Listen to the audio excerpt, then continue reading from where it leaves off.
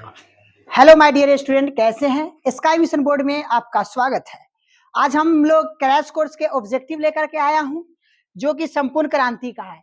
Most important VVI. इस बार यही जो बोर्ड, बिहार बोर्ड जो है, इसी से क्वेश्चन पूछाएगा और ये इस चैप्टर से आएगा तो यहीं से आएगा, नहीं तो नहीं आएगा। चलिए हम लोग शुरुआत करते हैं। चलिए देखेंगे। देखिए सबसे पहले हम लोग देखते क्या है कि देखिए सबसे पहले है क्या, देखिए संपूर्ण क्रांति। क्या है बाबू? संपूर्ण क्रांति। सबसे पहले हम लोग जानते हैं कि क्या है संपूर्ण क्रांति। संपूर्ण क्रांति एक क्या है बाबू? तो याद रखेंगे भाषण है। क्या है? भाषण है। क्या है बाबू? भाषण है। ये आपसे पूछा जाएगा, ये संपूर्ण क्रांति क्या है बाबू? तो बताना है भाषण है। चलिए देखिए भाषण है, ये बताया गया है कि भाषण किसके द्वारा लिखा गया है? तो जयप्रकाश नारायण के द्वारा। किसके द्वारा लिखा गया है?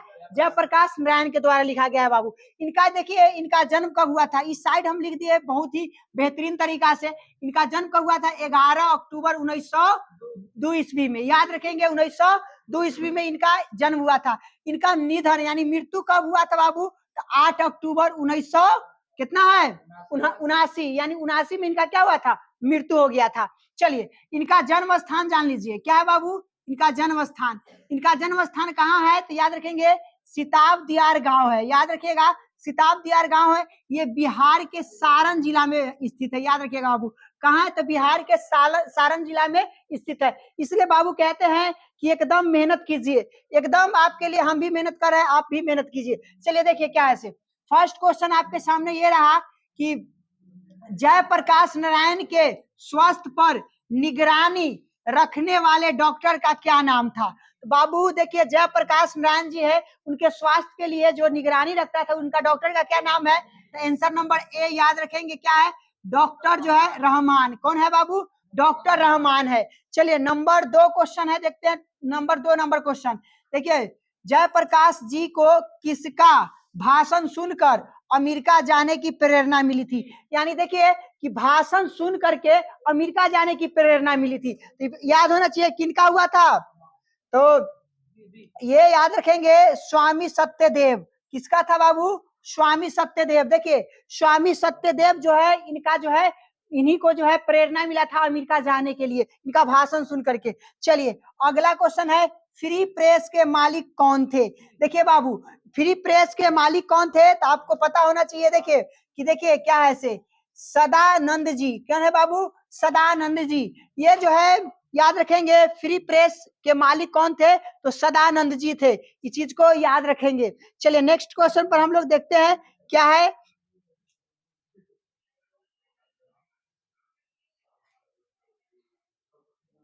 चलिए अगला नेक्स्ट क्वेश्चन आपके सामने ये रहा कि ब्रेन ऑफ बॉम्बे कहा जाता है। देखिए ब्रेन ऑफ बॉम्बे जो है, ब्रेन ऑफ बॉम्बे किसे कहा जाता है? तो जयशंकर दीक्षित को। किसको कहा जाता है? जयशंकर दीक्षित को। याद रखेंगे किसको कहा जाता है? जयशंकर दीक्षित को बाबू याद रखेंगे। चलिए देखिए नेक्स्ट क्वेश्चन आपके सामने 5 नंबर है। जयप्रकाश नारायण ने आईएससी की परीक्षा कहां से पास की? देखिए याद रखेंगे कि कहां से पास किए थे। सबसे पहले देखिए कि पटना साइंस कॉलेज। कौन सा है बाबू? Patna science college. याद रखेंगे, याद रखेंगे क्या है बाबू? Patna science college. ठीक। चलिए नेक्स्ट क्वेश्चन आपके सामने ये रहा कि देखिए जयप्रकाश, देखिए जयप्रकाश जी, जयप्रकाश जो है, जयप्रकाश जी मार्क्सवादी कब बने थे? तो याद रखेंगे यहाँ पर कि डी नंबर 1924 में हुए थे। देखिए मार्क्सवादी जो है जब बने थे, याद रखिएगा इसी समय जो है लेनिन का मृत्यु हुआ था। आपको क्लास 10th में भी पढ़ना है, इसमें भी पढ़ना है। लेनिन का जो है मृत्यु भी हुआ था इस समय। याद रखेंगे फनीश्वर फनीश्वर ना फनीश्वर नाथ रेणु की पुस्तक है। याद रखेंगे कौन सा पुस्तक है? देखिए ये जो है डी नंबर है, यानी मैला आंचल। कौन सा बाबू? मैला आंचल। याद रखेंगे मैला आंचल। चलिए नेक्स्ट क्वेश्चन पर हम लोग चलते हैं।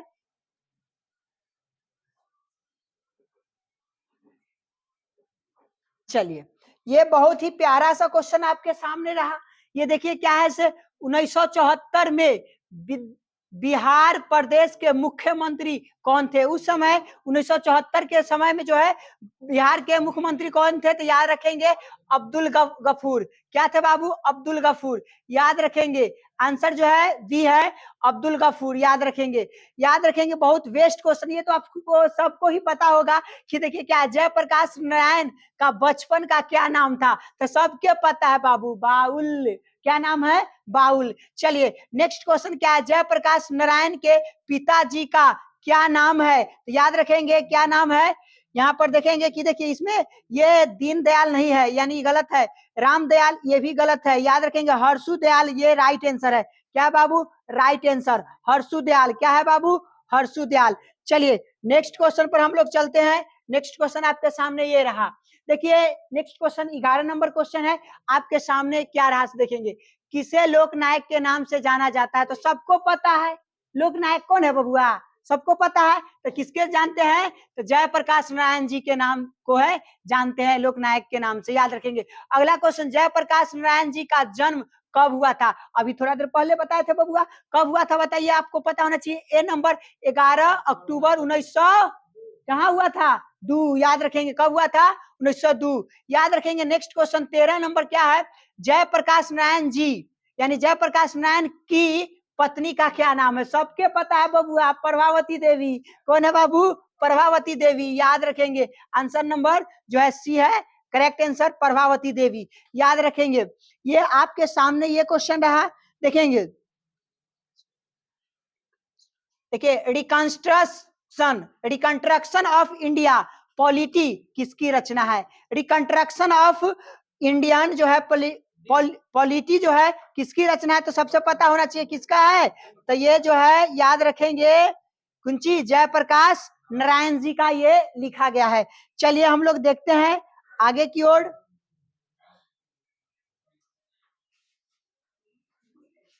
चलिए इसमें क्या बताया जाए से देखिए, अब बताया जाता है कि प्रजा सोशलिस्ट पार्टी का गठन कब हुआ था? प्रजा सोशलिस्ट पार्टी का गठन कब हुआ था? 1952। याद रखेंगे कब हुआ था? 1952 ईस्वी में। याद रखेंगे बाबू कब हुआ था? 1952 ईस्वी में। चलिए नेक्स्ट क्वेश्चन पर हम लोग चलते हैं। क्या है नेक्स्ट क्वेश्चन? जयप्रकाश नारायण को भारत रत्न की उपाधि दी गई थी, कब दी गई थी? तो याद रखेंगे आंसर नंबर बी है 1900। इसमें देखिए 1974 ना, तो ये आपका गलत है बाबू। ये भी आपका क्या है? गलत है। 1978 ये भी गलत है। आंसर नंबर जो है डी होगा। क्या होगा? 1974। क्या होगा? 1974। चलिए उर्वशी क्या है? उर्वशी किसकी रचना है? तो सबसे पहले हम लोग जानेंगे कि क्या है उर्वशी किसकी रचना है? रामधारी सिंह दिनकर। क्या है बाबू? रामधारी सिंह दिनकर। याद रखेंगे। चलिए नेक्स्ट क्वेश्चन पर देखते हैं कि माटी की मूर्त किसकी रचना है? तो सबको पता होना चाहिए रामधारी सिंह दिनकर जी का ही है ये भी रचना। याद रखेंगे रामधारी सिंह दिनकर जी का ही है। चलिए हम लोग देखते हैं नेक्स्ट पर। चलिए नेक्स्ट क्वेश्चन आपके सामने ये रहा। देखिए ये 19 नंबर है कि किसने किसने कहा था अभी न जाने कितने मीलों इस देश को जनता को जाना बहुत दूर है। ठीक ना, जाना है। याद रखेंगे तो क्या है? कौन कहा गया था? तो याद रखेंगे जवाहरलाल नेहरू। ये भाषण में बताए थे। ये कौन भाषण दे रहे थे? कौन? जयप्रकाश नारायण जी। तो उसी समय इनके बारे में बताए थे। चलिए देखिए नंबर अगला जो है नंबर क्या है? 20 नंबर, किस अस्पताल में दिनकर जी का निधन हुआ था? तो आपको पता होना चाहिए कौन सा अस्पताल में? तो डी, तो बिलिंग गार्डन नर्सिंग होम। याद रखेंगे। चलिए नेक्स्ट क्वेश्चन आपके सामने ये रहा। जयप्रकाश नारायण को किसका दलाल कहा जाता है? सबको पता है किसका दलाल? तो अमेरिका के दलाल थे। तो पता है अंग्रेज के दलाल किसे कहा जाता है? महात्मा गांधी को। याद रखेंगे महात्मा गांधी को किसे कहा दलाल कहा जाता है? तो याद रखेंगे महात्मा गांधी को अंग्रेज के दलाल कहा जाता है और इनका जो है अमेरिका के दलाल कहा जाता है। याद रखेंगे। चलिए नेक्स्ट क्वेश्चन पर हम लोग चलते हैं कि क्या है से। नेक्स्ट क्वेश्चन आपके सामने ये रहा। चलिए आपके सामने नेक्स्ट क्वेश्चन रहा कि जयप्रकाश नारायण के किस किस साल छात्र आंदोलन का नेतृत्व किसने किया था? तो याद रखेंगे क्या 1974 ईस्वी में किया गया था। उसके बाद देखिए कि यह जो है आपको बताया गया है। और सबसे पहले हम आपको बता दिए। फिर देखिए संपूर्ण क्रांति का नारा किसने दिया था? सबको पता है कि कौन दिया था? जयप्रकाश नारायण जी दिए थे, याद रखेंगे। क्या कौन दिए थे?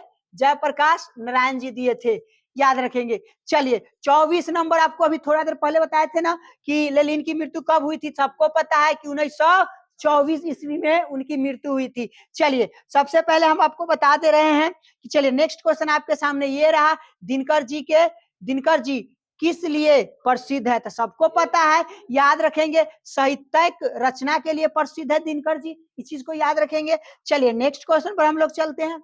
ये आपको हूबहू मतलब सेम आप याद कर लेंगे, आपके लिए बहुत ही परीक्षा के लाभदायक है।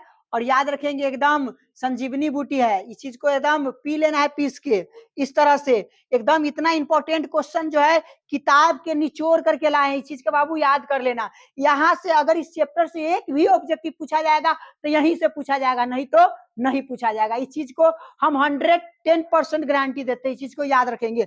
चलिए नेक्स्ट क्वेश्चन आपके सामने रहा 26, जयप्रकाश नारायण को भारत की जनता किस नाम से याद करती? सबको पता है, लोकनायक के नाम से याद करती है। किसके नाम से? तो लोकनायक के नाम से ये याद करती है। सबसे पहले देखेंगे क्या है अगला नेक्स्ट क्वेश्चन क्या है, से देखिए, जयप्रकाश नारायण ने संपूर्ण क्रांति वाला ऐतिहासिक भाषण कहां और कब दिया था? सबको पता है कि कहां दिया था बाबू? पटना में दिया था। कहां दिया था? पटना में 1974 ईस्वी में दिया था। कब दिया था? 1900 पटना में गांधी मैदान में, याद रखिएगा। कब दिया था? 1974 ईस्वी में, याद रखेंगे। आंसर नंबर डी याद रखेंगे। क्या बाबू? Answer D. आपको सबको पता है।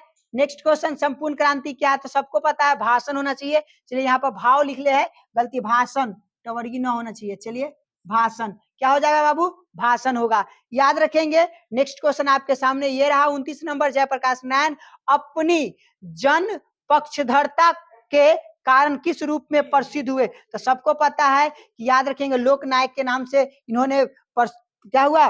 प्रसिद्ध हुए थे, इस चीज को याद रखेंगे। चलिए नेक्स्ट क्वेश्चन आपके सामने ये रहा, नेक्स्ट क्वेश्चन आपके सामने ये रहा। और सबसे पहले कि हम आपको बताते हैं, नेक्स्ट क्वेश्चन 30 नंबर है और आप ईमानदारी से मेहनत करेंगे और बेहतरीन तरीका से देखेंगे क्या है। जयप्रकाश नारायण जी किस सन, यानी किस सन में अमेरिका गए थे? सबको पता है कि कब गए थे, तो याद रखेंगे सन 1922 ईस्वी में गए थे। कब गए थे? तो 1922 ईस्वी में। चलिए 31 नंबर क्वेश्चन है, इन्हें समाज सेवा के लिए कौन सी पुरस्कार से सम्मानित किया गया था? याद रखेंगे मैग्सेस सम्मान से इनको क्या किया गया था? पुरस्कृत किया गया था। नेक्स्ट क्वेश्चन आपके सामने ये रहा 32 नंबर क्वेश्चन, देखेंगे क्या है इसे। 32 नंबर क्वेश्चन, जयप्रकाश नारायण जी की निधन कब हुआ था या किस दिन हुआ था? सॉरी, क्या है दिले, किस दिन, या दिन नहीं, कब हुआ था होना चाहिए। देखिए कब हुआ था निधन, तो सबको पता है कि 8 अक्टूबर 1989, सॉरी क्या कहते हैं, 79, याद रखेंगे 8 अक्टूबर 1979 ईस्वी में इनका क्या हुआ था? मृत्यु हो गया था। चलिए देखिए नेक्स्ट क्वेश्चन आपको क्या बताते हैं, लेखक यानी मद्रास में अपने किस मित्र के पास रुका था? सबको पता है कि क्या है बाबू? ए ईश्वर अय्यर। क्या है बाबू? ईश्वर अय्यर के यहाँ रुके थे उन्होंने।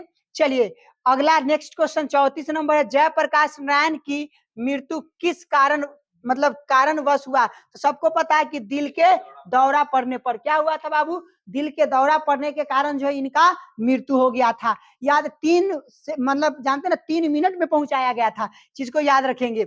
चलिए नेक्स्ट क्वेश्चन आपके सामने ये रहा, जयप्रकाश नारायण के अनुसार देश का भविष्य किसके हाथों में रखा है? याद रखें नई पीढ़ी के। देखिए सही बात है, यंग के हाथ में जो है, यानी नई पीढ़ी जो आने वाली है उसके हाथ में देश का भविष्य है, इस चीज को याद रखेंगे। इसलिए आप लोग भी पढ़े और मेहनत करें, इस चीज को ध्यान रखेंगे नई पीढ़ी के साथ।